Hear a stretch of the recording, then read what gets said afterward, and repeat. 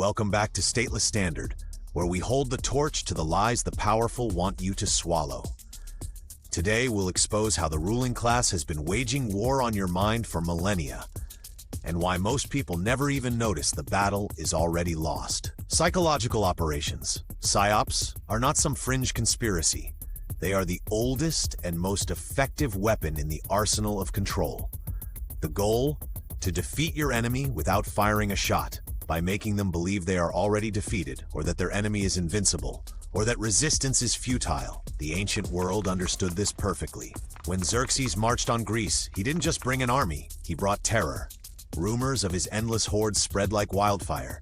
Cities surrendered before the Persians even arrived. Fear did the heavy lifting. Then there's the Trojan Horse, the ultimate psyop. The Greeks pretended to give up, left a gift, and let the Trojans' own pride and greed do the rest. The city opened its gates to its doom. Deception turned victory into surrender without a single arrow fired in anger. Fast forward to the Mongols. Genghis Khan didn't conquer half the known world with numbers alone. He burned cities and made sure survivors carried the stories.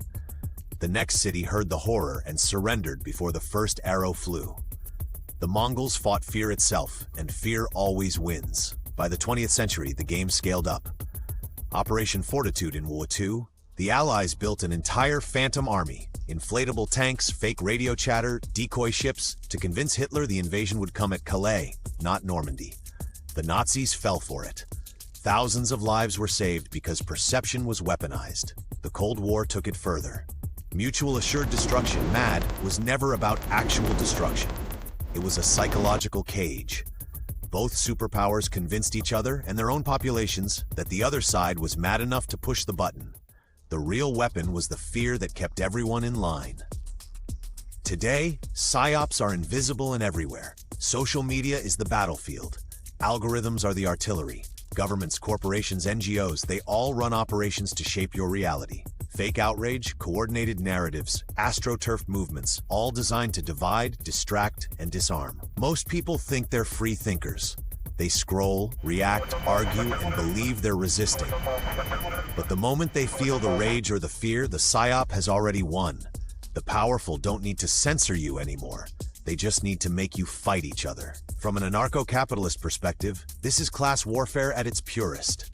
The statist elite, politicians, central bankers, media gatekeepers, use psyops to keep the people divided and dependent. They peddle narratives of external enemies, promise safety through obedience, and punish those who question the script. Voluntary society? Impossible, as long as minds remain occupied territory. The antidote is simple but brutal. Question everything. Ask who benefits, trace the incentives, refuse to be emotionally hijacked. Once you see the mechanics, the spell breaks. Life is the battlefield. Your mind is the prize. The question isn't whether psyops are being used against you. They are. The question is whether you've already surrendered your perception without a fight. At Stateless Standard, we refuse to be psyoped. We light the torch and expose the deception. If this hit home, like, comment "I see the psyop" and subscribe for more unfiltered truth. Until next time, stay sovereign, stay awake.